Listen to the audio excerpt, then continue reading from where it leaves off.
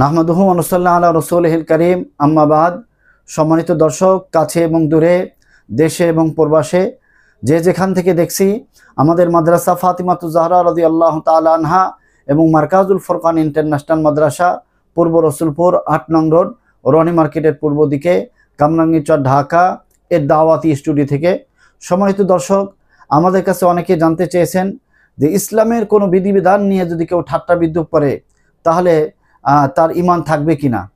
আসলে ইসলামের কোনো বিধিবিধান নিয়ে যদি কেউ ঠাট্টা বিদ্রূপ করে, সেই বিধিবিধান এটা ফরজ হোক অথবা সুন্নাত হোক অথবা ইসলামের কোনো শিয়ার হোক, তাহলে ওই ব্যক্তি তার ঈমান চলে যাবে এবং সে কাফের হয়ে যাবে।